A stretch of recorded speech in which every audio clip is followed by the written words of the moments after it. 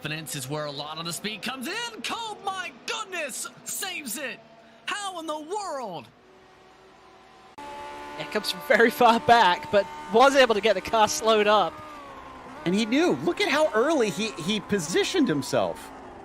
I would not have been that confident. That is amazing. What a save from Warren. And there, yeah, that is brave stuff. Rent doesn't usually offer up a chance to pass.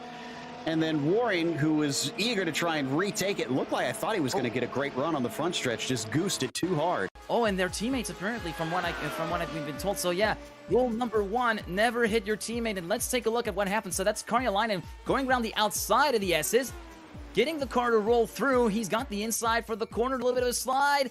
And I don't know about you, DJ, but that's gonna be racing Itsen, I think, 50-50. Olten is a very, very narrow circuit. You're not able to get as clear as you think, as we got a little bit of side-by-side talk about aggressive moves from a Jordan Svetanov. Jordan Svetanov's not done, though, here, because Steven Orr was trying to get back underneath. We're still side by side with Sanchez, though. He's given it another go. Did he learn lessons from last time? This time he cuts back a lot earlier. Will that help him out as he goes for the back and forth once again? But this time, Walker is the one who has gotten wise from that one. He covers off, clear around the outside, though. Holy cow! Sanchez learned his own little trick, and that's the one that gets him the spot.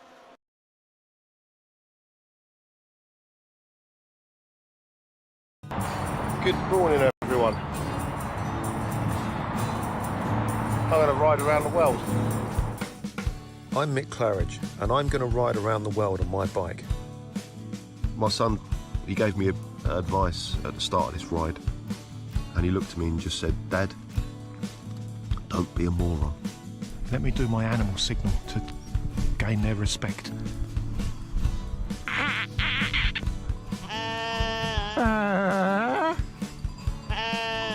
How's it going, Sally? Yeah, I'm alright, Mick. How's it going? Worse than that bit in Lord of the Rings, where they go into the top and the spiders in the tunnel. I'm just hoping there's a spider at the top of this one to kill me. Freezing. And I failed. I moroned up the ride.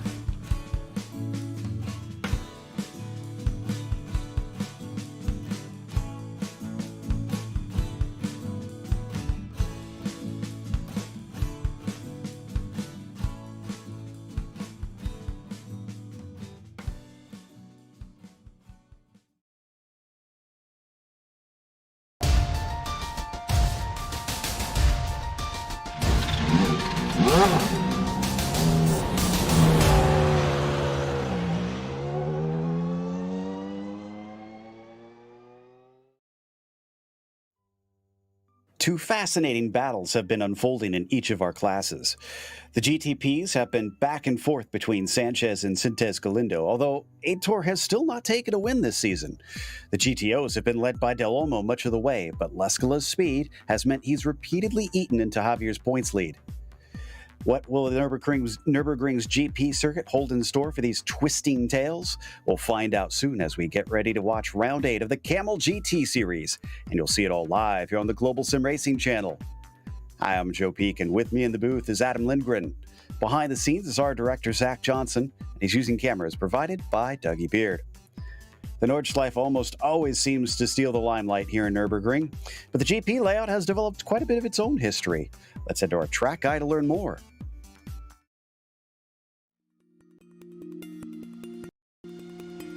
Welcome to the Nürburgring.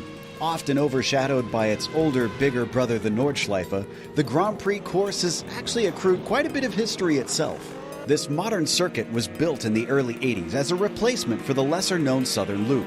And while it was updated and extended in 2002, it stayed roughly 3 miles in length throughout its history. However, the addition of the Mercedes Arena brought about a total of 6 different layouts to choose from, with the longest including 16 turns. Though not as fearsome as the Ring, it's technically challenging and carries its own fair share of elevation change. Plus, the types of corners come in a wide variety, ranging from the heavy braking into the sharp hairpin of the first turn, to the swift Schumacher S, which is still not quite flat out in a lot of modern cars. passing can sometimes come at a premium, and drivers are often forced to get creative if they find themselves stuck behind a competitor. But the difficulty that elicits mistakes means that patience can pay off for those who stay diligent. While Formula One raced here on and off for a few decades, it now mainly hosts GT and touring car racing, along with some lower-tier open-wheel series.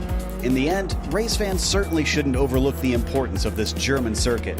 While it may not carry the fame of its counterpart, it holds up well and helps keep this worldwide phenomenon relevant to modern racing.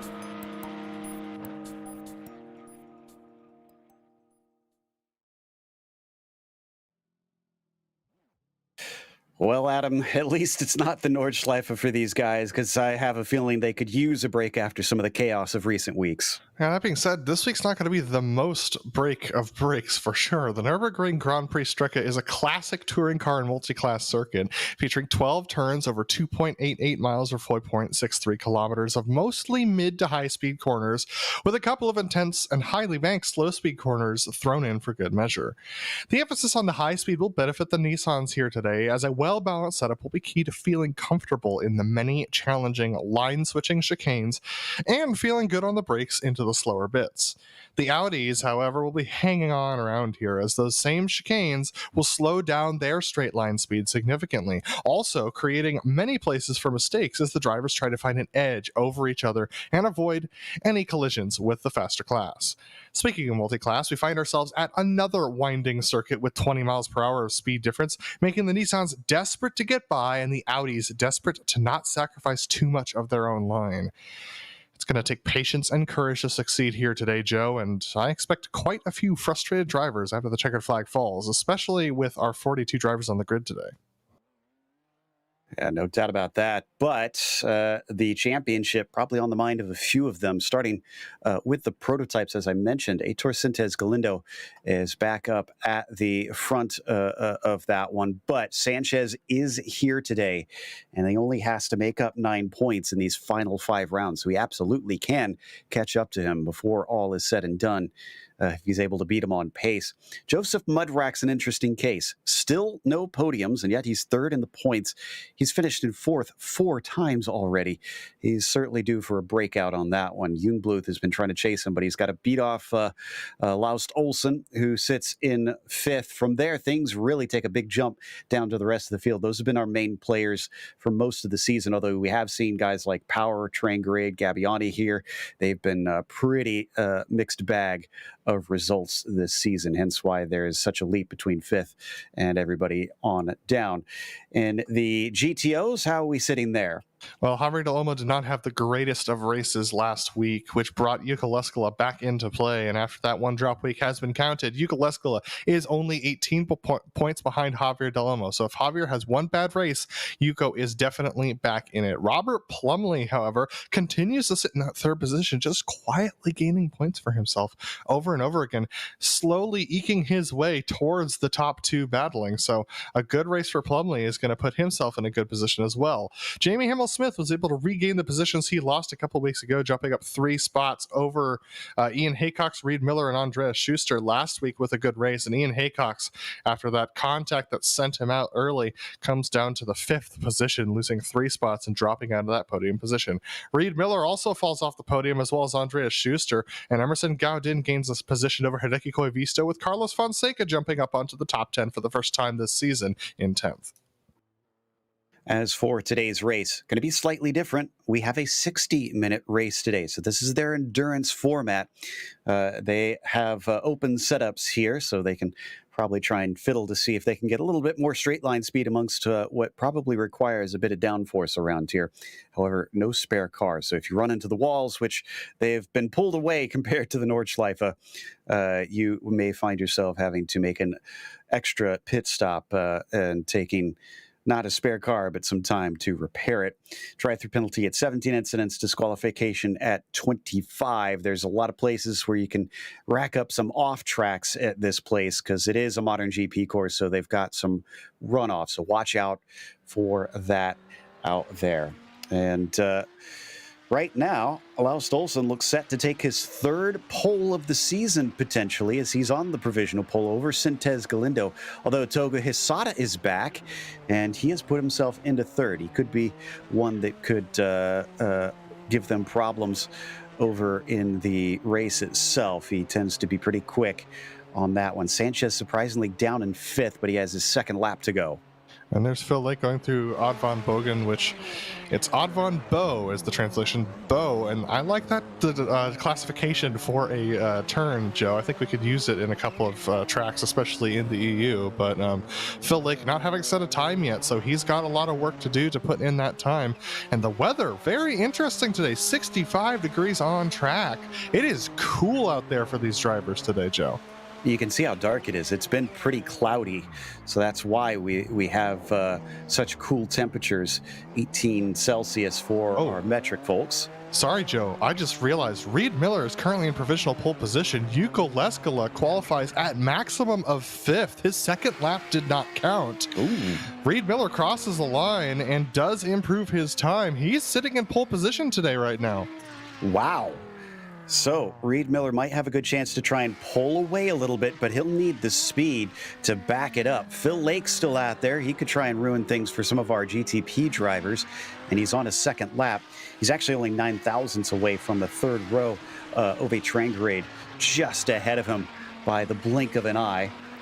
So as we wait for some of our Audis to also wrap up, I think this is the 20 of Jamie Hamill-Smith, who is up in the championship, as we just saw a little bit ago. He's in fourth, but he has a way to go to try and run them down, and very little time to do so. So as we watch him come up towards the final chicane, let's see if he can go any quicker. I can also tell you that Phil Lake is just about to finish on his lap. Oh, no, he is not. Phil Lake just spun the car coming out of Coca-Cola. So now we continue to watch Jamie Hamill-Smith to see what he can do. Well, Jamie Hamill-Smith actually locked it up coming into the Vidal chicane. So unfortunately, he's not going to improve his time either. But 8th is the best he's going to do. I'm pretty sure our grids are set. Yeah. So as we take a glance at that, Laust Olsen is now your pole sitter for the third time this season. And he's been quick. That's no surprise there. He's been taking a few of them and been up towards the top, but just can't seem to bring it home as he's still lacking a win. Heitor Sintez Galindo will start from second, and then it's Togo Hisada in P3. Xavier Sanchez will start from fourth to catch up to his rival, just in front of him at the start. Nicholas Mukanos will start from fifth. Ove Trangrade P6, and you've got Philip Lake starting seventh. Martin Krajcik will be P8 today, and you've got Mark Jimenez in the 9th spot. Then it's Mark Exposito in 10th position. Fabian Nunbluth, a little bit low for him, starting down in 11th. Diego Mestretta will be P12. You've got Seamus Power on the inside of the next row. Gabbiani will start next to him. It's Jack Wells in P15, followed by Suarez in 16th and Andrew Medell in the 17th place. Nicholas Morelli will be P18. You've got Lars Monkenut in the 19th position, followed by Javier Mascara, rounding out your second slide. Last couple is going to be Daniel Stimon, Michael Spohn, and Cam Porter, who have set times, but Christian Arribas will start behind all of them, having failed to set a single lap. And then we've got Reed Miller taking the pole position, his first pole position in quite a while in the GTO class, with Javier Del Olmo in second position. Doug Cloud, a really good qualifying for him, starts off at third position, with Ian Haycock starting off in fourth. Yuko Leskala only does best for fifth today, with Robert Plumley lining up alongside him. Hideki Koivisto, a decent qualifying for him, puts him up in seventh position, with Jamie Hamill-Smith down in eighth, unfortunately. Antonio Alvarez lines up in the ninth position, with Emerson Gowden in the 10th spot. Then we have Stefan Leslie in 11th and Dustin Dawes lining up in 12th. Kaj Hansen returns to the grid for 13th, and Javier Delgado also returns in 14th. Stefan Denmark in the 15th position, a fairly new driver for the series, and then Michael Haynes in 16th with Mika Tupola and Levi Heilman, the only two drivers not to set a grid, rounding out your 18 drivers in the GTOs rather today, and your 42 drivers on the grid. Yeah, so a lot of them, but most of them are in that GTP class. So This is not going to be fun for the GTOs here today. And this early morning race also helping that cool temperature stay low.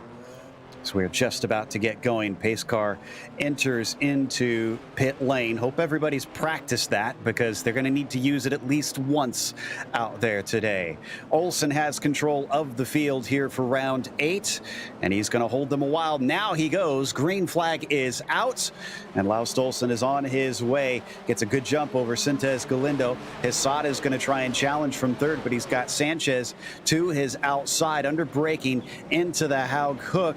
Things can stack up so easily here, and it looks like most are giving each other plenty of space. A little bit of beating and banging, but nobody getting turned around. Let's go to the Audis. Reed Miller got a really good getaway over Javier Del Olmo as they were coming through the final chicane. Javier Del Olmo tucked into second position, Doug Cloud in third, Yuka Leskala in fourth spot. A little bit further back from that is Ian Haycock, Sadeki Koivisto, Robert Plumley, but most of the Audis single file by the time they hit the first chicane.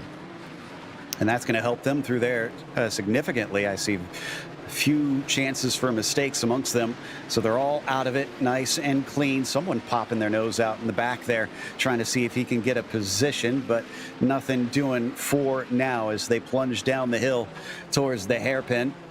And this seems like it should be a passing zone, but so often just doesn't seem to give enough. Absolutely. I'm looking at the time gap between Laust Olsen and HR Sintes Galindo, 1.1 seconds already. I think Laust needs to be careful not to burn off his tires like he did last race. That's what got him into trouble from leading. He actually used up too much of his stuff and ended up falling back into the pack and getting into a place where he was more likely to make mistakes. So I'm watching Laust Olsen. He just needs to pace himself right now. He doesn't need to increase the gap to HR too much. Look at this giant field going by. We do have an onboard cam with Laust Olsen. Now, he was part of the Lotus 49s running Monza Combined earlier today, and when we saw his webcam there, he was in full pucker mode on that one. So let's see if he is relaxed at all as he's now leading the race. And yeah, significant difference from what we witnessed over in Italy is there's a little bit, so maybe the pressure is slightly getting to him. Still the beginning of the race, still under pressure, about 1.1 seconds over HR Sintes Galindo. Sintes Galindo is going to keep pace with Laust Olsen, most likely, and not try and push him too hard. But if he gets pressure from behind, he's not going to get it from Togo Hisada. Hisada actually falling back a little bit. But Zabria Sanchez is going to look for an opportunity on Hisada soon, I think. And we got a pass for Yuko Lesko and Doug Cloud for third position in the GTOs. Yeah, Lesko's already getting himself up into third. Sorry there, I was noticing that before you mentioned that he's taken one place and now it's two. That's going to be disconcerting for Reed. Yeah, Reed Miller has a lot of work to do to try and stay ahead of Yuka Lesko. The best thing that they can do up front, contrary to Laust Olsen's strategy, is actually to push as hard as possible. Yuka Lesko is known for burning up his stuff trying to make passes early on in the race. And so if Reed Miller could try and stretch this gap and make Yuka Lesko burn up his stuff early, especially if he can keep Yuka behind him before the GTPs come by, which they're about half a lap away at this point already on lap 2, then as soon as the GTPs start coming by, that is actually a better position for Reed Miller. Looks like Robert Plumley had a problem. He's dropped from 4th position all the way back down to 10th, unfortunately, with an off track. Yeah, he got caught out because Hideki Koivisto had a bit of a self-spin, and that forced Plumley off the road. He didn't hit him, but he definitely lost a lot of time, and that moves a couple people forward. Looks like Hamill Smith goes into 7th with that one, and Alvarez, I think, gained a spot up into 6th. You can see them now coming down towards the Ad Van Bo, and well, actually through it already and into the chicane. Meanwhile, battle's not over. Lesko is already catching up to Del Olmo. Yeah, Del Olmo is going to have to be very defensive here if he wants to keep Yuko behind him. I think, honestly, before these GTPs get by, this is your best time to try and make a defense like this, because as soon as the GTPs come through, at that point, it's just survival of the fittest. But Del Olmo very deep on the brakes, trying to make sure that Lesko doesn't have an opportunity to peek to the inside. Good defense from Del Olmo, keeping Yuko Lesko behind him for now. So it looks like he's okay on that front for the time being, but that won't last forever.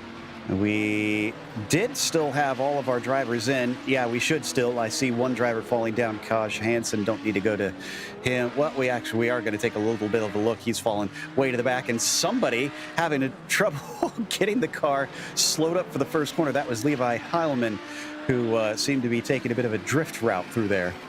Yeah, it's a really challenging first corner because you're on the brakes as soon as the track drops away. So it's a downhill braking zone, and for these Audis, they have a real propensity to lock up those front tires. But going back to Laust Olsen, he's under pressure from Heitor Sintez Galindo. This is fine for both of them. They just need to work together to stay ahead of Toko Hisada, Xavier Sanchez, and Philip Lake. Those are your challengers, especially Sanchez and Lake, so you got to be careful there. Looks like we're having a big tussle in the first chicane, down in the 14th, 15th, to 16th positions between Power, Wells, Morelli, and Madel. They're all in a very big fight coming off the corner. As they fly their way downhill once again through Ford. Let's see who's got the better run into the hairpin now, and it doesn't seem like anybody is going to be close enough to try and attack. Wells keeps them at bay.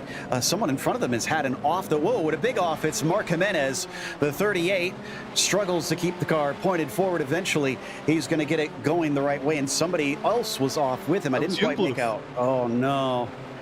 Jungbluth got contact from Jimenez, and that was just too much damage. He had suspension damage, and so he's taking it to the pits.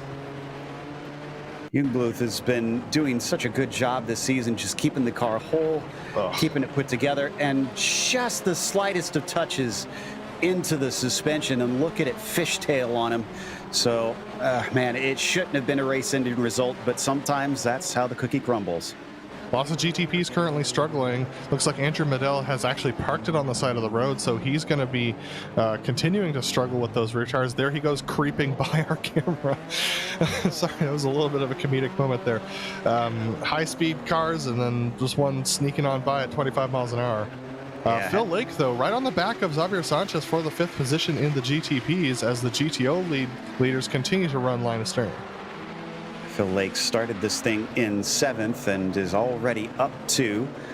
And Sanchez, who needs to try and beat Sintez Galindo, probably doesn't want that dirty torque car to get bigger in his mirrors right now as they head through the hairpin. Sorry, Joe. Pass for the lead in the GTOs. We've got Javier Delamo trying to make a move on Reed Miller into the final chicane. Nothing doing that time around, but Javier showed his nose enough. He's actually got himself in a very dangerous position with Hugo Lescala, who's looking to come back on him. Javier Delamo looks to the inside of the final chicane. Yuko, though, with a better run off the corner. It's going to be hard for Javier to keep Yuko behind him this time. Lescala wasting very little time in trying to get himself to the front here. He's in 3rd, but he's cut down the gap that he had to try and slice into on these top 2. Big lockup, though, into the first corner from Reed Miller, and somehow exits way better than his rivals. Yeah, absolutely. He was slower into the corner, whereas Del Olmo and Lescala were very quick into the corner. Del Olmo laid on the brakes again to try and keep Yuko behind him. It's working out for him at the time being, but now our GTP leaders are going through the GTOs, and 12th on down in the GTOs just had a big wreck in the first corner as the GTPs are trying to come through. Oh, Laust Olsen gets held up. That's going to cause a huge stack up at the GTPs. Unbelievable, and Togo Hisada is the one that sneaks by in time to take the lead away. I think Phil Lake made a slight bit of contact with Sanchez in the process, and another problem just in front of him. Sintez Galindo once again a hit for Lake, who goes into the back of him, and it's stacking up again. This is absolute chaos as the GTPs come through the GTOs for the first time. The GTOs having their own battles, but my goodness, it's an absolute mess. I can't believe what's going on. I think that was Leslie both times. Stefan Leslie, who had issues in front of them and tried to return to the track. Second time, though, I think it just slid back onto the track without actually trying to return. And that's what caused us all kinds of a shakeup. Olsen's still in 2nd. Lake has somehow gotten himself into 3rd. I wonder how damaged the car is, though. Somebody's off track there. And the GTPs, didn't see who that was. And we got Nick Bakanos down in 6th. He's actually going to let, Phil Lake is going to let Nick Bakanos go. Phil Lake definitely down on straight line speed, so he's definitely going to need to come to the pits early if he wants to keep competitive in this race. He's getting swallowed up by those GTPs now. It's good news for Xavier Sanchez. Back into 4th he goes. He's still got to get by Mucanos, though, who managed to get by him in that little melee as they fly down the front stretch once again. Hisada with a handy lead at 2.7 seconds. The last time he crossed the line, he was, what, I think 3rd place. Absolutely, Phil Lake continues to hemorrhage positions down to 6th. He didn't take the pits this time. He's going to be hard-pressed to try and maintain any sort of relative speed over the course of this next couple of laps as he's trying to do the over-under on Kratrick, but he just does not have the straight-line speed to do it. Our leaders, however, Toko Hisada, in amongst the top 10 of the GTOs at this point. So, my goodness, the GTPs, his first circuit through the GTOs has been extremely chaotic. I'm curious though if it's the pit window is even open at this point. But before we can get to that, I think we have the replay of what happened down into the first corner and then a few corners later as well into Valvoline. Let's take a glance. And here's Leslie. It looks like he was absolutely outbraking himself. So was the other GTO, and Leslie spins it up too much to try and get in front. Good move from Laust Olsen to avoid contact. It lost him the position, but he's still a clean car as Toko Hisada had to brake as well and get by. That created more chaos behind them. So this is Hisada's view of the action. Let's see how he picks his lane. Oh, wow. Had to change his mind twice there and eventually got the right side and got the lead.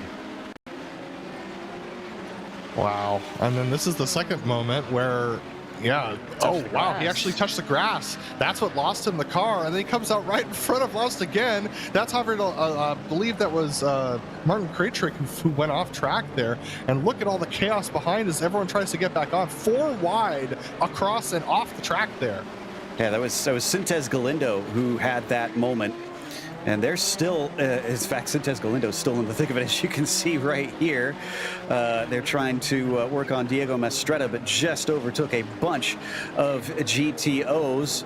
Pablo Suarez in the background having a big slide as he got tipped over by Dustin Dawes, but caught it before it went off course. Down the hill past Emerson Gaudin, and Mastretta doing his best to get that 19 car out of reach.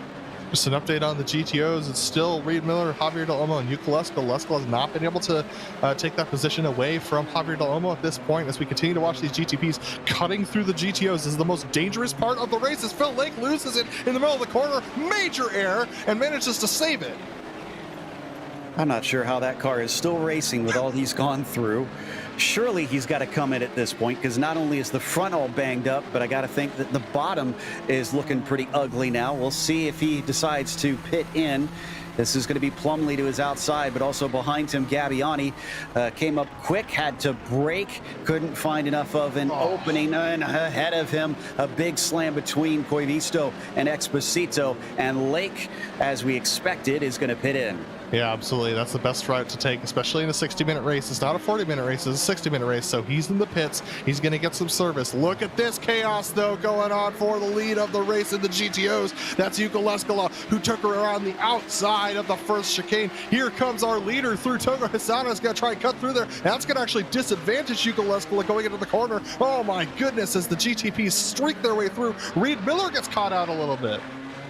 So it gets paid right back to Leskola. He lost a little bit of time, and then Miller had to give way as Togo Hisada went through, and now they're both going to get offline from Laust Olsen, who takes away the apex through the hairpin, slices back across, should be past them by the Schumacher S, and he is. Absolutely, he is. Jack Wells has spun out in the first turn, by the way, so he's getting himself going. Rather, that was not the first turn. That was, I believe that was Goodyear, so he's back going again, but Yuka Leskola, heavy pressure on Reed Miller now. This is for the lead of the GTO race. Reed has got to try and keep Yuka behind him somehow, but it's going to be hard pressed here, and these GTPs are going to be hard pressed to find space to race as the GTOs are going to go side by side.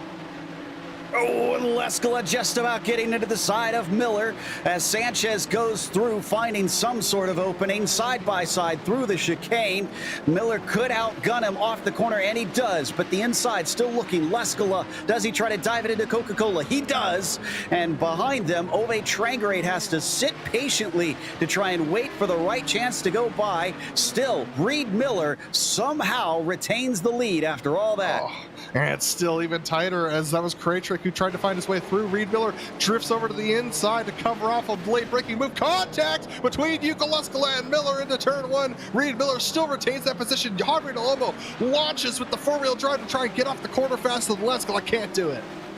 The elbows are out and sharpened today. My goodness, Leskala getting a rude bump from Miller, trying to overtake for the lead as they come down into Valvoline now. They're also keeping Del Olmo in the hunt with this. I wonder if he could maybe try and snatch that lead away from the pair of them.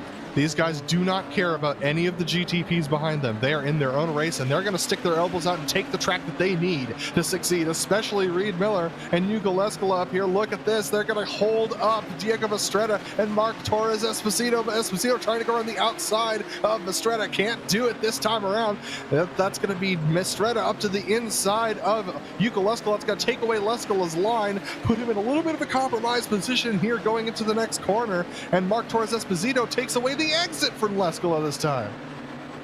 Wow. So are they finally done, or they have, nope, they have a couple more. It looks like still battling Seamus Power and Pablo Suarez. Leskala wants the racing line, but he can't quite get there in time. Behind them, I think Del Olmo got a little shoved off by Gabbiani. Somebody off course in front of them.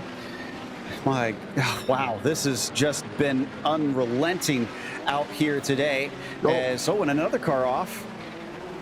Absolutely trying to recover there, but my goodness, I mean, the Vidal chicane, the GTP's taking it so deep, and then they can't roll up in time to hold their line next to the Audis that are trying to go through the chicane. The Audis are starting to come on the radio getting frustrated about it. It was Daniel Stimon that was off course there. But the reason Leskala is so eager is because Del Olmo is still right behind him. And that will not help his championship hopes, because he could win and Del Olmo could finish second even after this in every single race and still not win the championship. So he needs to get up to the front, and that would give him a chance to win, even if he beats, even if Del Olmo finishes second behind him in every single race from here on out. So there is definitely championship implications to this fight for P1. Del Olmo has fallen off the back of these guys by 3 seconds. This is due to one of the GTPs out breaking themselves into the Vidal chicane. So unfortunately, Javier Del Olmo just caught out by a GTP that was a little bit too eager to get by. So unfortunately, and look at that, Reed Miller just taking the line away from Michael Spohn there. He was just saying, nope, I need this track and you're not coming by. All right. Well, we are still not even a third of the way through this race. So there is more action to come. I was double checking on my stats in the meantime, and Toko Hisada has not won this season, and I'm pretty certain we haven't seen him win in Camel in previous seasons, because he's only shown up every once in a while, and I don't recall having him on the top spot before. We'll double check on that though. So as he flies down with a handy 4.2 second gap, it's Laust Olsen, our pole sitter, still chasing. And it's going to be side by side for the lead of the GTOs again, with Hugo Leskala trying to go on the outside of Reed Miller into turn one. Both of them locking up their front rights heavily. Hugo Leskala trying to do an over-under here on Reed Miller, but the four-wheel drive of the Audi, that's not possible. These cars really like to pull in a straight line, and Reed Miller can just park it on the apex, turn it into the corner, and just jam the gas pedal, and he'll be going straight. Behind them, another one of our onboards today, Cam Porter, is approaching. So he's going to hopefully be able to do this with as very little interruption as possible. And it's still going to be a little inconvenient for Reed Miller coming down into the hairpin. Just can't seem to catch a break on that one. Leskala unable to capitalize. He'll have to stay behind, but he gains some ground. Still breathing down the neck of the 8. Javier Del Olmo now 6 seconds off the back. He lost 3 seconds in just that lap alone, unfortunately. So he's got a lot of work to do to catch up to the back of these guys. But Hugo Leskala looking very comfortable. He's putting heavy pressure on Reed Miller. Reed actually missing the apex there as they went around Bilstein. So he's got a lot of work to do.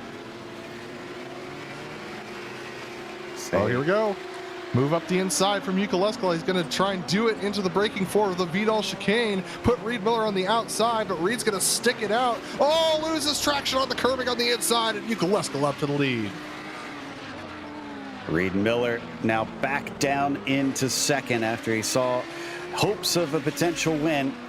Hugo Leskala now where he finally wants to be. Del Olmo in third. This significantly helps his chances for a potential championship. I don't even know how many he's won at this point though. And we got a battle for third Second, actually, really in the prototypes, as Laust Olsen picks the wrong side, going past a lapped car. Nick Mukanos is going to be able to snatch that up from him, and Sanchez is going to try and get one too. Sanchez trying to do it around the outside. He's able to put the power down and get ahead of Laust Olsen. Laust falling back. He's got a little bit of front left damage. Shouldn't be affecting him this much. Just chose the wrong line at the wrong time. Laust Pucker Kim is fully activated at this point. Very focused on looking forward. Also, an update, since Sanchez now takes third, Sintez Galindo has taken, I think, what may have been a scheduled pit stop and is back out and running last.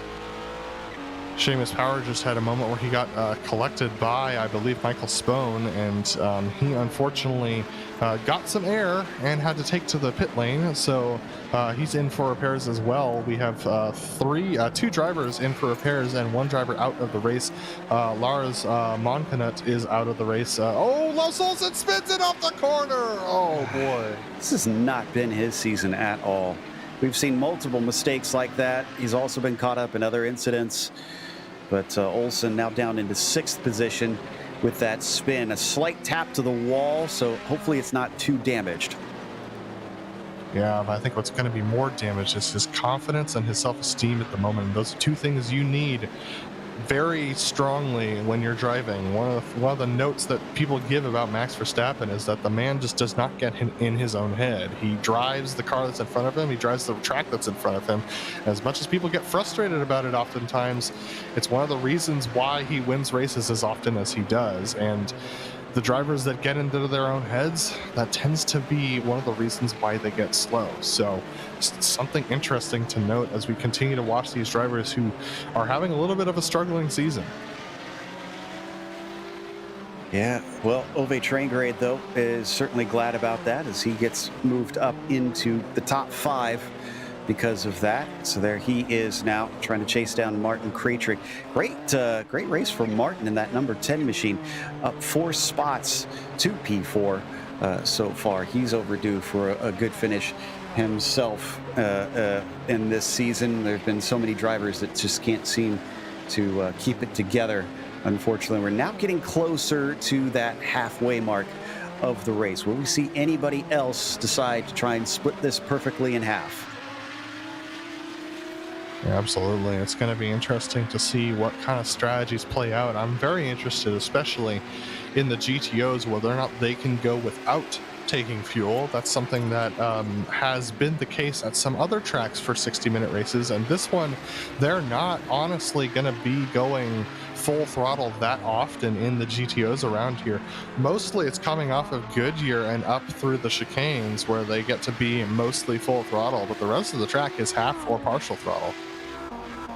It seems pretty twisty. And check out this. Miller not giving up on Leskala. He's still with him. You talked about how Yuko tends to burn up his stuff, and well, we've seen him lock up down into that first turn a lot. That said, we've also seen Miller do the same. Absolutely, both of them locking up quite a bit, actually. And we saw this between Yuko Leskala and Phil Lake when they were having their amazing championship battle last season when we came to the Nurburgring again, and saw those lockups happening there as well. So it doesn't seem to affect their maneuverability that much around here. That being said, Yuko Leskala missing the apex down at Goodyear, so Reed Miller able to gain a couple of tenths there, but Reed just needs to stay attached to Yuko Leskala and get a good in and out of the pits. Now, one of the things that Yuko Leskala and also Phil Lake, when he used to drive the GTOs, did really well was being very strong into the pits. So we'll see whether or not they can do that again today. Speaking of pit stops. Yeah, I think this is Spohn it's Suarez, excuse me, that is pitting in. So that was a driver that was relatively higher up the field in the GTPs. Sintez Galindo was, but I think he had lost so many positions. That's why he decided to pit in when he did, along with some of the damage that he had accrued in the process. Sintez Galindo still catching to the back of the GTP field after his stop. In fact, I just saw him have another off just now. Yeah, there he is, returning in the hairpin. Almost gave up a spot to Gabbiani, who, well, that's not a spot. That is a car lapping him, actually. One thing I'm keeping my eyes on is the battle between Nick McComas and Xavier Sanchez, which we were just watching between those two drivers. And I think Javier is, ooh, look at this, Nick McComas into the pits. Interesting. And that is definitely before halfway. Not sure if he didn't like the battle, maybe felt like he was slowing him down and he wanted to kind of get his own little space or what. Be curious to see where he comes out in relation to Pablo Suarez. I think it was the traffic ahead of them. They have 3 GTOs that Javier is going to have to try and navigate himself. So here's another battle on screen that we're seeing going on. This is Trangerade and Krajcik for the 3rd position. This is only 3 seconds behind Sanchez. Sanchez can't really dilly-dally, but now Xavier has no one to fight in front of him other than the lap traffic, so hopefully that will help him. You can see him at the bottom of the screen there, just flashing by. And Mukano's stopped much shorter, so I don't think Sintes Galindo's was a standard stop. 17-second. Now that is, I thought it took them a lot longer than that to refill. Not to refill, but to get tires, yes. So Nick McComas tireless for today. So this will be interesting for sure, as Krajcik and Trangerade side by side now as they're with the battle for contact there for Krajcik that actually gives him an opportunity to go by Antonio Alvarez and Jamie Hamilton, who are battling for 6 of the GTOs. Yeah, bopped him off to the side and sent him to the right open space. And behind them, that is going to be Hamill Smith giving up a spot as he cuts through the chicane. And in fact, he's going to use it as an opportunity to enter into pit lane. I would like to take this time to remind the drivers there is, in fact, another chicane you can use if you miss the first one. I think he was trying to make that first one and bailed out a little too late. So Laust Olsen in as well. Yeah, I was just noticing that as well. Yeah. So Laust is going to be pitting, our pole sitter. So he should be out behind Mucanos, but will he be out ahead of Suarez? Mucanos in 13th, Suarez in 16th. And Suarez looks like he did take tires at 40 seconds in length. Let's see what Laust Olsen elects to do. Yeah, Laust Olsen in the pits, 5 seconds and counting. 17 seconds was Nick McComas' time, and Nick McComas has already passed Laust on track. So even if Laust doesn't take tires, which he did, looks like it's going to be fuel and tires for Laust Olsen as well. He takes 19 seconds of fuel, and he's off the lane. Yes, so Laust Olsen. Okay, so you can take tires within that.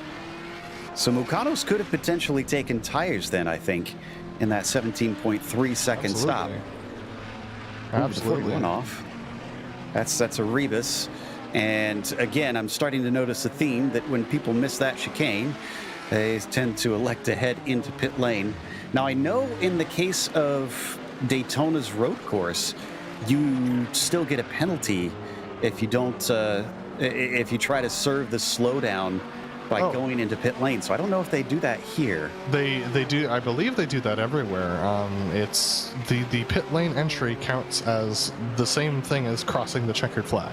So if you still have a time penalty to serve, it will result in a penalty if you cross pit lane entry with that time penalty still to serve. But you're losing a lot of time coming into the pits, so most people are able to serve that time penalty before they hit the line. And Reed Miller is off track. Reed Miller spearing into the wall. Some sort of technical problem for Reed Miller as he's back on track. That thing looks like the car, just his rig just completely shut off for him. He can't get the thing to stop. He's now taking a tow. Oh, another one that is going to escape Reed Miller. He's had a single win so far this season, and Leskala just always seems to get the luck somehow. And I say that, and he's had his fair share of bad things happening this season. So, yeah, it just went straight. Yep. That is bizarre. Well, I don't know what happened to Reed, but consider getting a powered USB hub maybe is a suggestion. Sometimes this. No, he's still. Yeah, it looks like. I don't know what happened off his desk. but you still have pedals. That was strange. That's a good point. Yeah, I don't know. That is a very weird one. How about Doug Cloud, rated 28th out of 40 plus cars? and he is currently sitting third in class. He's trying to catch up to Del Olmo and actually might be able to do so. He's within about half a second. Cloud's had a renaissance since he's switched over here to the GTOs. Absolutely. Doug Cloud has been having a great time, actually. I've seen a lot of chat from him in the Discord server for this I mean, I guess it's a league that happens during official racing time, but Doug has been really enjoying his time here with the Audis as we have a joining back onto the tracks, Steven Denmark, that makes Doug Cloud think about it a little bit. But yeah, Doug's been really enjoying his time over here in the Audis, and he's been having some good performances. But even a third today is going to be the best finish he's had all season. And if he can get second for Javier Del Olmo, that'll feel even better. Certainly. He's in good company at this stage. Might not be up with Leskala, but there's few people that are able to keep pace with him. There goes our halfway mark officially now, and we've seen about half a dozen of our GTPs pit in, and about the same, no, about 4 of them, just a little bit less, in the GTOs that have decided to already take their stop. And we still need a good chunk of everybody to come in and at least take fuel, even if they don't take tires. Probably. We're not entirely sure whether someone can try and eke it out to the end. We've seen it happen before. But the most likely, the Audis will have to come in for a splash of fuel. We're riding on board now with Cam Porter, now in the 11th position, tucked in behind a battle for 10th between Michael Spohn and Nick Makanos. It's about 3 seconds up the road from him, but Makanos is getting severely held up by Spohn, and so this could actually bring Cam Porter back into this battle. He's trying to be consistent and trying to keep the car underneath him as he tries to catch up to that battle. Let's remember that Mukanos has already taken his pit stop and Cam has not, but he is going to inherit a spot because Mistretta just pitted in now. So as he flies down the front stretch, expect that to go up to 10th position. And there it goes. So, and let's remember that as Steven Denmark spins out in the first chicane, comes back on right next to Cam Porter, actually. So Cam's going to have to get his way around that lapped machine.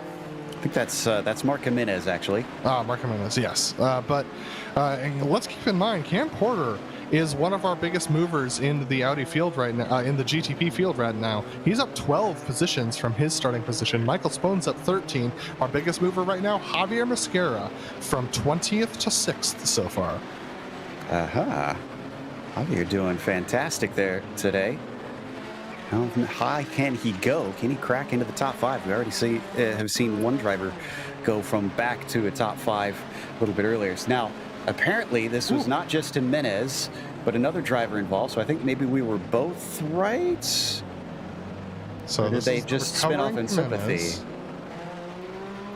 We've seen quite a few incidents here. Here's yet another of our Audis having a problem spinning it out of the corner. Yeah, 2 separate incidents. That was the 36 of Steven Denmark. Yeah, so it was both of them. We were both right. Yeah, I got the feeling that the way that car is handling, there's something rotten in Denmark, and he maybe needs to go and get that fixed. But in the meantime, and speak of the devil, there he goes. He's going to go get it fixed. So we're going to unspoil Denmark. And speaking of Javier Mascara, he's now being pursued by Andrew Medell.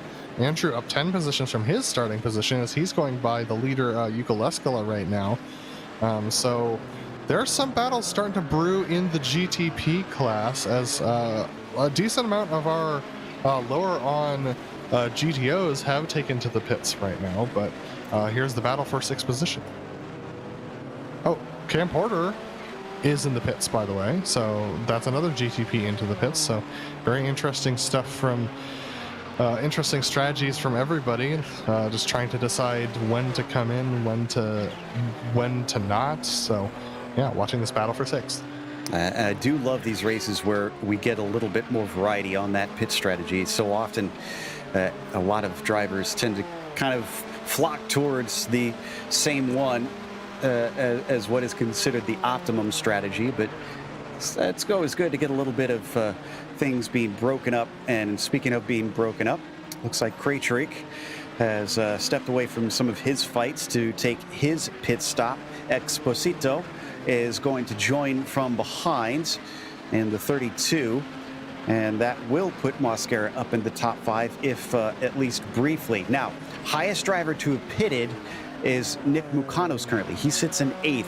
He's going to retain that. Kratrick's not going to be able to get out ahead of him. Oh, and here's the exciting part, Joe. It is 41 seconds in the lane. Nick Mukanos is 47 seconds off of the lead of the race. Xavier Sanchez is about 6.5 seconds off of the lead of the race. That's a 1 second gap between Sanchez and Mukanos in Sanchez's favor, but that's with Sanchez having to accelerate to racing speed while Nick Mukanos is braking for turn 1. So as it stands right now, Nick Mukanos and Sanchez would come out side by side. Seem to have had a problem with Cam Porter, and I think he blew his engine. I think he had a money shift, unfortunately. So that's going to be his day over. I'm glad we at least got to check in on him and look at his cam before he has finished it up. Somebody else has gone in a creative route through the chicane. They're not pitting in. That's the number 26 of Lars Monkadut. So he is going to continue on. He's already taken his pit stop, so he can't really do that for himself. We're waiting on the top 5 to pit in, and then Michael Spohn is the last of them that needs to take a pit stop in the prototypes. Well, this is the battle for the 4th position now. It has become the battle for the 4th position.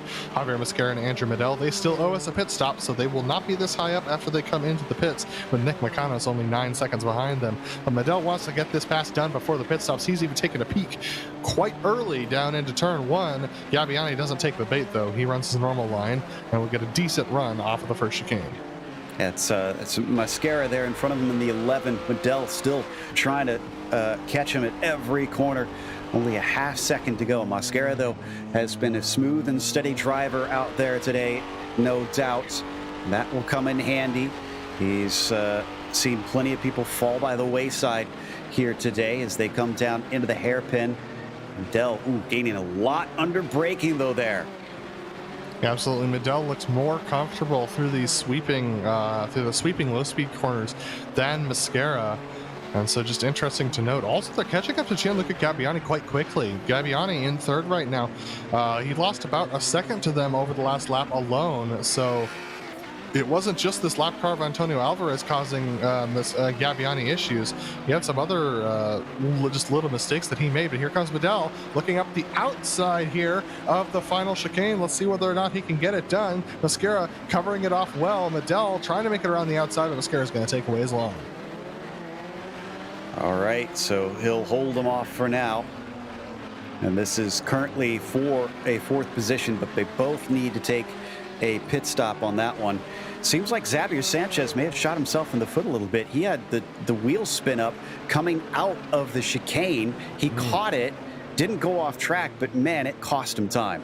And at the moment, he would come out 2 seconds behind Nick Mukanos back onto track. So that did end up shooting him in the foot a little bit. He's now 10 seconds behind our leader, slowly gaining, but not as quickly as Nick Mukanos is continuing to put time on everyone. That being said, with 41 seconds in the box, Toka Hisada would still retain the lead of this race. Now, granted, Nick Mukanos is our driver who has stopped for the least amount of time.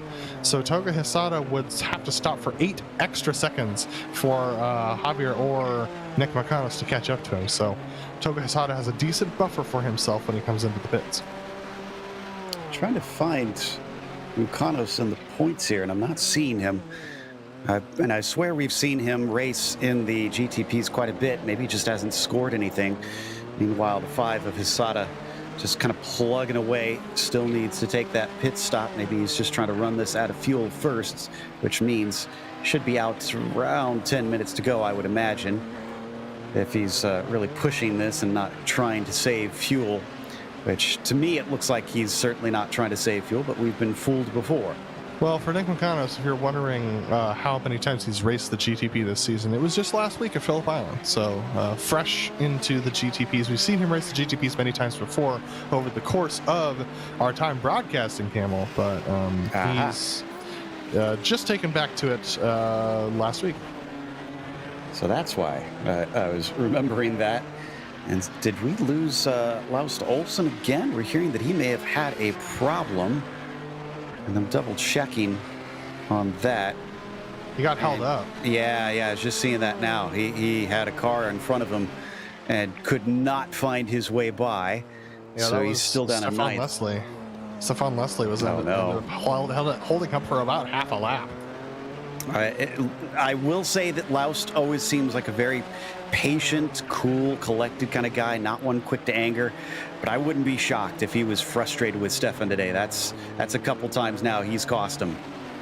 Absolutely. And speaking of costing him, battle for fourth has become the battle for third in the GTPs. Gianluca Gabbiani now under pressure from Javier Mosquera as Medel gets held up by Emerson Gowden. So he actually falls a couple seconds off of this battle. So it's just a two-car battle for third. And ahead of them, Sanchez has continued to run away, but it looks like Mosquera has not been perfect out there. And he's not going to be pitting in. He's going to just try and, I assume, give that time back here. This should probably be a pretty easy pass for Gabbiani, I would imagine.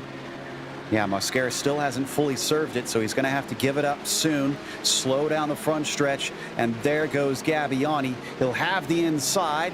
Mosquera's actually trying to make it as difficult as possible and doing a good job at it, but he has served the penalty, and there goes Gabbiani in the process. And now it becomes a three-way fight once again. Mosquera back in position, Gabbiani back in position. But what ended up happening with all that kind of confusion with Mosquera is that it's brought Medel back into the mix. So a three-way fight once again for third. 20 minutes to go. We still have not seen our top five, these three included, come into the pits for the GTPs. We also have not seen the top six in the GTOs yet.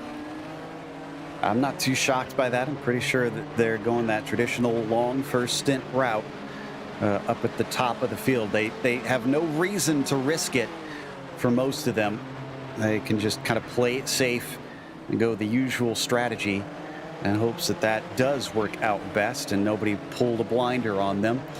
Medel, who we've been watching this lap, right behind Mosquera. Do love Medel's paint scheme. I think I've mentioned it before, but Andrew's got a very catchy, very late 80s, early 90s looking car, and under braking is not close enough though. That was wily from Medel, closing quite quickly. He's going to duck to the pits this time around because I think he thinks he's faster than Mosquera, so he's going to get himself some clean track and try and do it on raw pace alone. But Medel's move into the chicane was real wily because he saw Mosquera take it too deep the lap before. He thought, maybe I could force him to make that same mistake this lap, but Mosquera able to beat that out and take the corner as normal. So like a bad date for Medel, the Mosquera keeps running, and he is going to carry on at least one more lap. 18 minutes to go. He's going to run out of time soon enough. Where is Medel going to come out, though? Because Kratrick's by, Mukanos is by, and Olsen is now coming up to him. Yep, he's gone by him as well. In fact, I think Mistretta is going to be able to take it before he goes through, so Andrew falls all the way to 10th. Yeah, he should come out somewhere around... Yeah, somewhere around here, 10th, 11th. Mark, right next to Mark Torres Esposito, actually. And we're understanding that Dustin Dawes may have had an accident. I'm checking to see. Yeah, there was an accident. It was between Michael Haynes and I believe Mark Jimenez. And this was just Jimenez outbraking himself into the hairpin. Now this is Dawes. He has some sort of hardware failure because we're going to have another straight off moment. And yeah, oh, there he goes. Now that might be what I was describing earlier because the brake pedal came on, but he wasn't steering. And then right as that was happening, there was Michael Jimenez and Michael Haynes. Mark Jimenez and Michael Haynes, who had their own incident. That was just Jimenez outbraking himself into the hairpin, got a little bit loose, tried to overcorrect it into Haynes, and that ended up with contact. But back up front, this is Gabbiani, I believe, trying to pull some time on Mosquera, and it's working out for him. I want to give a little love to Ian Haycox as well. He's had a very quiet race. He's still exactly where he started, but looking at a top 5. So he's just outside the podium. If he can shake a mistake out of either Cloud, Del Olmo, or Lescala, he could get up there in the top 3. But for now, I think he's just minding his own business and running his own laps. And traffic giveth and traffic taketh away, Joe. Nick McConos had a 1:32 a couple of laps back. That has put him a good 4 seconds behind Sanchez as they run on track right now for when Sanchez were to come out of the pits. So McConos has some work to do, and Sanchez has to maintain that gap. He's actually closed it to Hisada, cut it about in half. Now to about 5 seconds to Toyoka Hisada as we're approaching the 15-minute mark. Oh, and it looks like Javier Dolmo's had a problem. Javier Dolmo's off in the final corner from second position in the GTOs. This must have just happened because I was watching him moments ago, and he had a miscommunication with Steven Denmark coming off of that corner. There was contact between them, and it was a hard hit. Steven is apologizing over the radio. Although, did Steven have another one? He did. So, Steven's apologizing, but I'm not sure he needs to here. Take a look at this. They're coming off the corner, and Steven's just taking his line on the outside, and Javier, I think, thought he was clear. Comes across the nose of Steven, and if we stay with Steven Denmark, he actually makes contact with Heitor Sintes Galindo further down the straight. He took Sintes Galindo out. That is it for Heitor. Championship lead is probably going to go to Sanchez unless he wrecks out at this point, because he's way up the order, and Denmark unfortunately clipped the grass. And that run into the front, that must have been enough that Sintes Galindo didn't feel he could really do much from there, as there's probably already damage on the car and more has been added by that one. Oh, and is that? Yep, that is our leader in the pits. Our leaders in the pits. The good news for Heitor is that there's one more drop week left, and so if this one counts as his drop week, he'll have recovered a little bit. But Sanchez has not been quite as troubled over this season as Heitor, so he's got some work to do. But Hisada in the pits. Let's see where he comes out in relation to Nick McConos. We're hearing that Dustin Dawes' VR headset seems to have turned off. And also, well, something that we didn't cover is that Andrew Medel managed to jump Gianluca Gabbiani in the pit stop sequence. So he's now ahead of him, but he might still get a couple more spots since we're waiting on guys like Michael Spohn to pit in, along with Javier Mosquera, who he was directly battling with before the pit sequence started.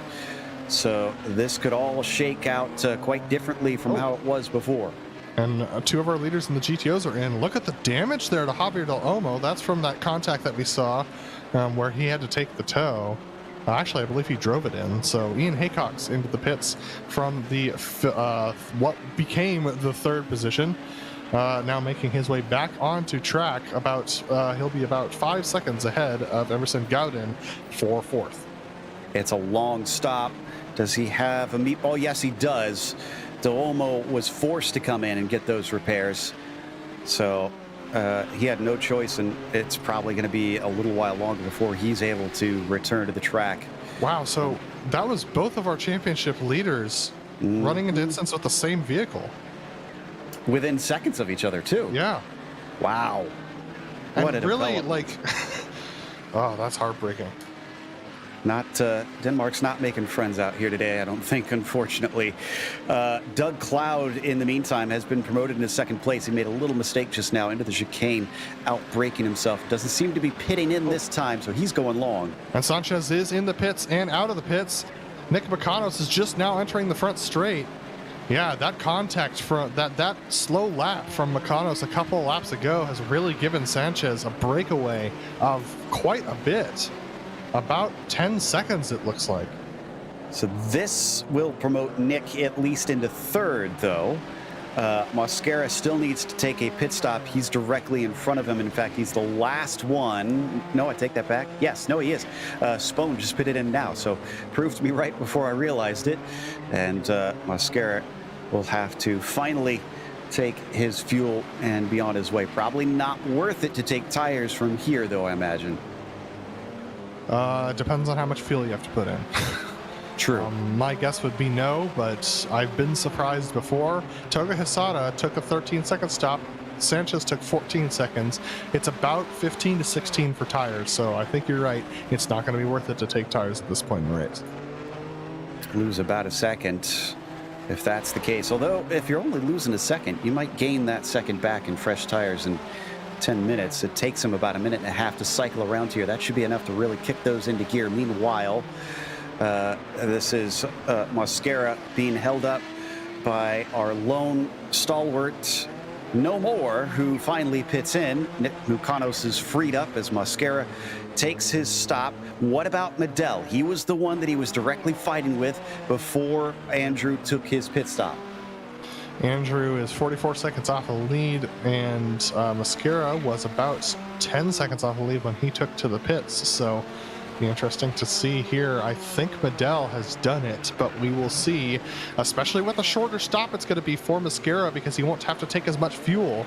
Mascara in the box now as Medell starts to round the final corner. How long is Mascara's stop? 10 seconds, 11 seconds, 12 seconds, 13, still going. I think this is going to put the nail in the coffin for him as Medell streaks by him. Yeah, Javier's just moving as Andrew is well past. So the 24 was much faster over that sequence. And in fact, Esposito even goes by. So Mascara's only in 10th. He is up 10 positions from where he began, but I'm sure he would have been looking forward to more than just that, as he was in a much better spot before the stops happened. Less than 10 minutes left on the clock. Togo Hisada leads in the GTPs. Yuko Leskala leads in the GTOs. Yuko still needs to pit. Cloud has been in. He's still in second, actually. Yeah, and so here's the interesting question for Yuko Leskala. He's got 56 seconds to give back to Doug Cloud. Does he just mosey his way home and try not to take a pit stop? Or does he come in right now? And it looks like the answer is he comes in right now. I can't imagine he would have to have been saving the fuel from the very start for him to be able to make it. So yeah, I can't see him being able to just cruise back in.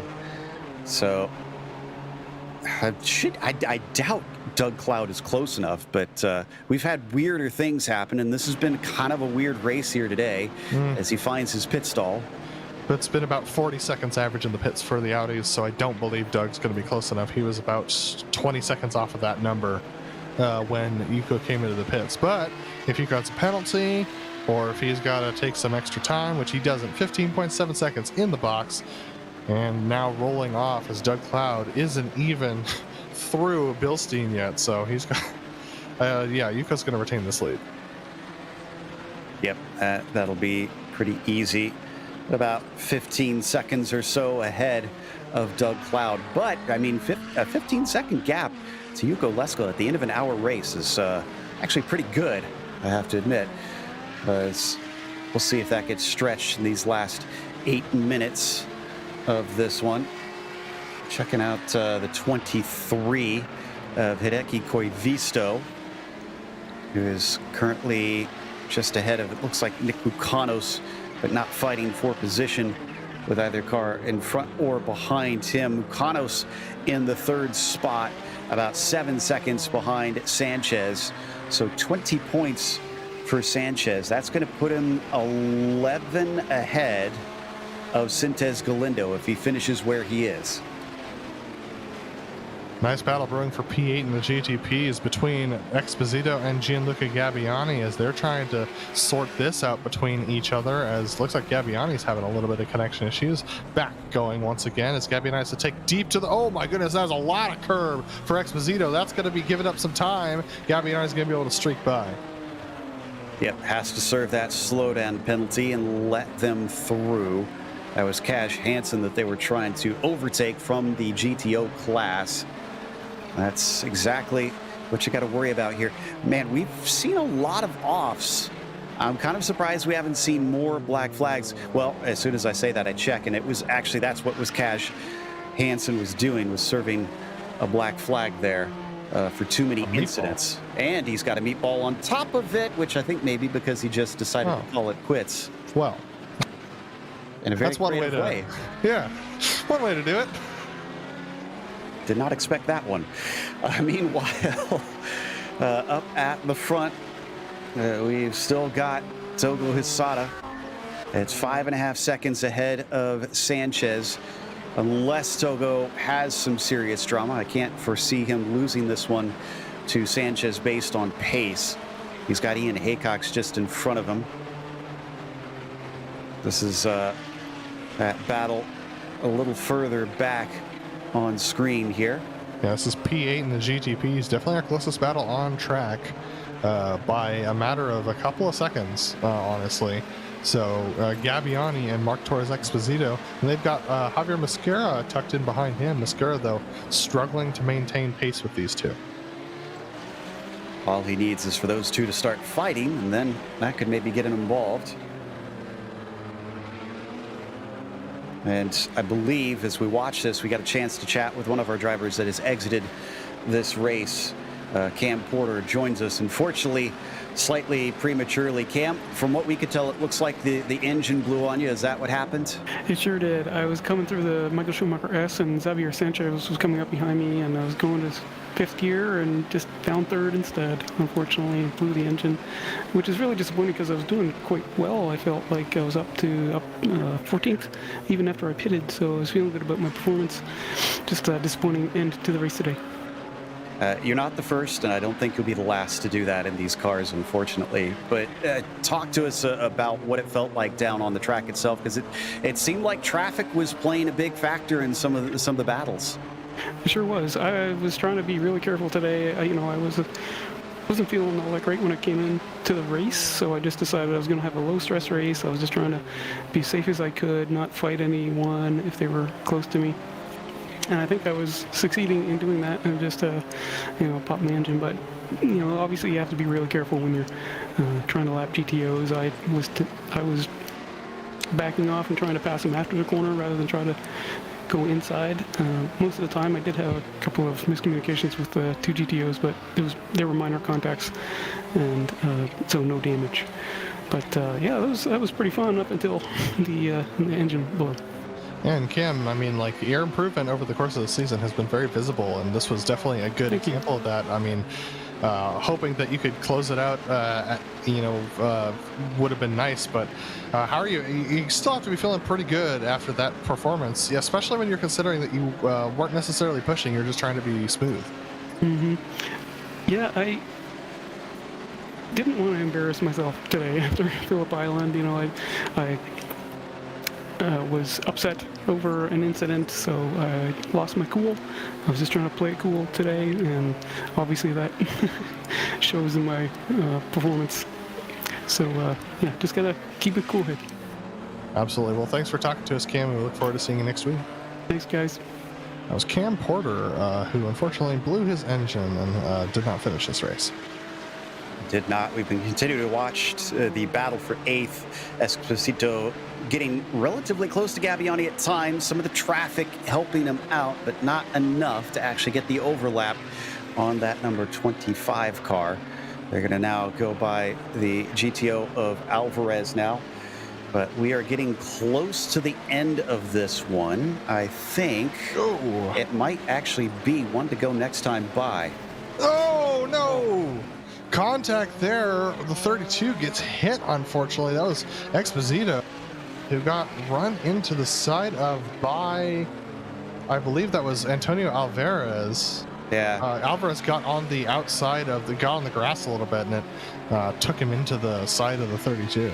I've been seeing that a couple times already this race, and that has got to be frustrating for the GTO or GTP drivers. Well, the GTOs too, but a bit of unusual mistake to see so frequently, especially since it's been taking multiple cars out of the other class due to those errors various times today. And here we go. Here is Hisada.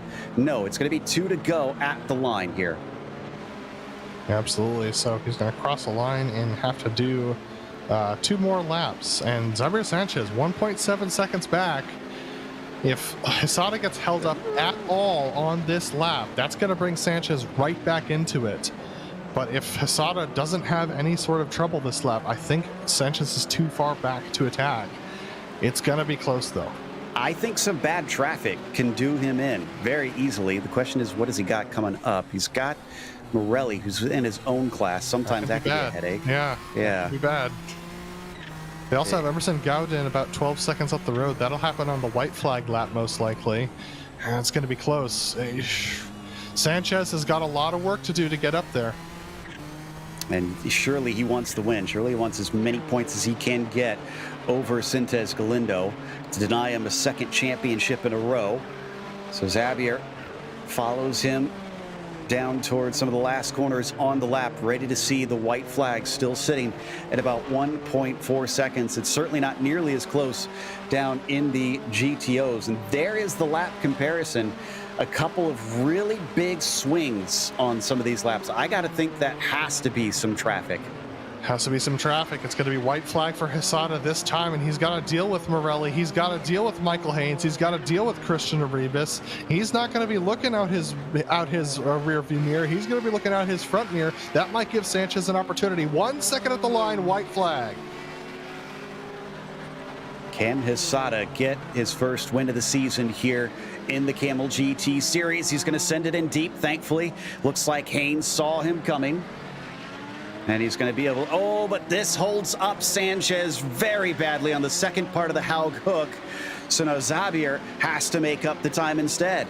But that's Hisada who's going to get held up by Morelli and Gaudin significantly down through Goodyear. This is going to be very interesting because Sanchez is now going to have to deal with this. That's Morelli who's going to back out and let these guys go. Gaudin breaks early as well. Sanchez straight to the apex, half a second now. Yeah, he knows what's on the line. He knows that's the lead. He's got to make those risky moves. It's now or never. He's got a 9-second lead down to Mukanos, so he can afford to make a few mistakes. And Joe, fastest lap for Sanchez last time as well. Oh, wow. Yeah, I'd say he's on the horse now. He is riding hard. And he just has one more heavy braking zone to be able to try and make it pass. There can sometimes be a sneak attack into Coca-Cola, but he's going to have to be closer than this for something like that. And in fact, I don't think he can try and make a dive into the last chicane. No. What's going to happen at the last hairpin? Can Togo be smooth on the throttle to keep from throwing this one away right at the finish? He inherited the lead, and as he comes to the line, it is going to be a win for Togo Hisada here at the Nurburgring. Wow, it came down to inches between the two of them. Absolutely amazing finish for Togo Hisada to hold off Sanchez. An absolutely blistering run from Sanchez. 2 fastest laps right there at the end of the race to get Sanchez within half a second. But here comes Zuko Leskala. Powerful from the beginning. He's in fact picked up some left front damage, it looks like, but it hasn't affected him very much. He's going to slide it through the final corner, pick up some 2X. Not going to do him much good. Dustin Dawes pulls over to the side to watch him go by. Yuko Leskala wins here at the Nurburgring. And I want to give some love to Doug Cloud. A podium finish in second place for him. So Doug has been doing phenomenal here in this series. And in fact, I need to check because I'm pretty sure we had a good one for him earlier. No, this is his second podium. His first one coming at Le Mans a little bit earlier in the season.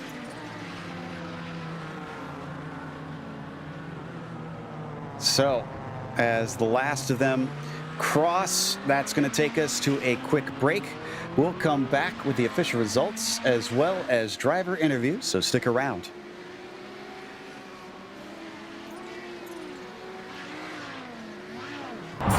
Good morning, everyone. I'm going to ride around the world. I'm Mick Claridge, and I'm going to ride around the world on my bike. My son, he gave me advice at the start of this ride, and he looked at me and just said, "Dad, don't be a moron." Let me do my animal signal to gain their respect.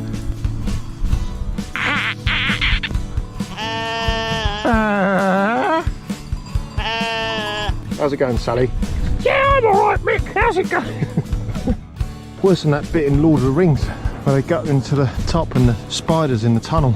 I'm just hoping there's a spider at the top of this one to kill me.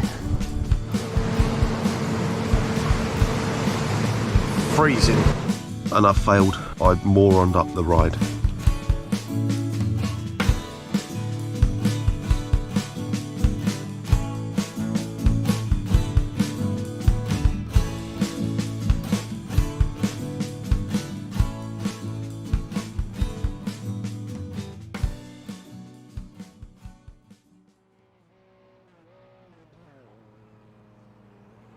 Welcome back to the Nurburgring. Our results for round 8 sees Togo Hisada take the win from third on the grid. Had a little bit of luck go his way, but man, he pounced on it as soon as he saw the opportunity to take that victory. Sanchez was only 0.2 of a second behind him at the line, hunting him down, and just about did it. Nick Mukanos finished third to wrap up our podium in the prototypes. Martin Krejcik, a little bit quieter, but still up to fourth, as Laust Olsen, unfortunately, just can't seem to get that win. Another pole that is not converted. He finishes fifth. Andrew Medell, 17th to 6th. Well done, Andrew. Diego Mistretta was 7th. Gianluca Gabbiani, P8, and it's Mark Torres Exposito in 9th. Rounded out the top 10 was Javier Mascara. Pablo Suarez was 11th. Michael Spohn from 22nd up to 12th. He was the last one to finish on the lead lap, kept it steady. Daniel Stimon was 13th, with Christian Rivas 14th, and Lars Macanut last one to finish in those GTPs, as the rest were DNFs here today, unfortunately. That takes us to our GTO finishers. Absolutely. Our GTO finishers, starting off with Yuko Leskala, who was the only one to survive the lead battle that happened on track for the GTOs. Doug Cloud coming home in second position, about 20 seconds off of Yuka Leskala. Ian Haycox quietly comes home to a third place today. A great job from him to get the last step on the podium, with Robert Plumley following him in fourth position. Hideki Koivisto climbs his way up to fifth from a seventh place start, with Antonio Alvarez doing a great job. Alvarez also up quite a few positions from his starting spot. Emerson Gaudin in seventh position, with Mika Tupla in eighth. Javier Delgado climbs up in a ninth position, with Stefan Leslie rounding out the top 10. Michael Haynes, your last finisher for the GTOs, comes home in 11th. The rest of the drivers did not finish. I think that's going to take us to an interview with our fifth place finisher in the prototypes, Laust Olsen, who has now had 3 pole positions, and none of them have been turned into wins. Laust, I got a feeling that you and Leclerc might have something to chat about after this season is over. Just can't seem to capitalize on that qualifying pace you've got. No, it's it's turned out to be quite difficult. Normally, I'm not the one who complains a lot about traffic, but just want to say that I don't think traffic was kind to me today. Some of it was also my own fault, so can't complain too much. But I think I got a lot of trouble. So actually, considering how it went in the beginning of the race, actually it's quite pleased with not losing more. I can understand that. It's funny that you mentioned that, because I even said during the broadcast, you're usually a very level-headed character. So, I could imagine you getting frustrated. It sounds like it is getting to you a bit. How do you regroup from that going on to the next race? Do you go and talk to the other drivers, or do you completely put it out of your mind? I try to learn the best from it, the best I can. But most of the issues here, and not something really something we can discuss about. For instance, one of them, an GTO driver missing a gear.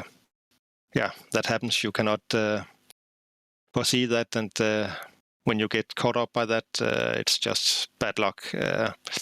Really nothing more to discuss as far as I see it. So most of it is just as it goes, and have to try to be more on the beat and foresee what could happen. Well, the unfortunate news is, if you were hoping for things to be a little less chaotic, we're heading off to Charlotte's Roval next time. So, how do you see yourself doing there? If I remember correctly, I had reasonable pace last time, so I hope I can find that again and hopefully have a good race. Well, best of luck then, and hopefully we'll get to chat with you when we head off to North Carolina. Yeah, I hope so too. Thank you. That was Lau Stolzen, who finished 5th. And I believe Adam has caught up with Doug Cloud, who gets his second podium this year. Absolutely. Doug qualifying in 3rd, finishing in 2nd place today. What is it about the Nurburgring Grand Prix Strecke that brings out the best in you? Your guess is as good as mine. I really don't care for the Strecke, GP, whatever. Of course, everybody loves the Nordschleife, but this thing just, it made me practice like 10 times more than I'd ever done. And the 2 practice races we had earlier in the week were big learning spots for me, is to just, what everybody else was doing and trying to keep up, basically. I thought, I'm going around, hey, P4, P5, that's great, I'll take it. I saw Reed off in the hairpin, but I lost track of Javier and don't know what happened to him. Yeah, unfortunately, Javier getting caught out in an incident with a lapped car, but so you said that you had a decent race today, but talk to me about the traffic. I mean, a lot of drivers dealing with trouble, especially through the Vidal chicane, the final chicane. How was it for you out there?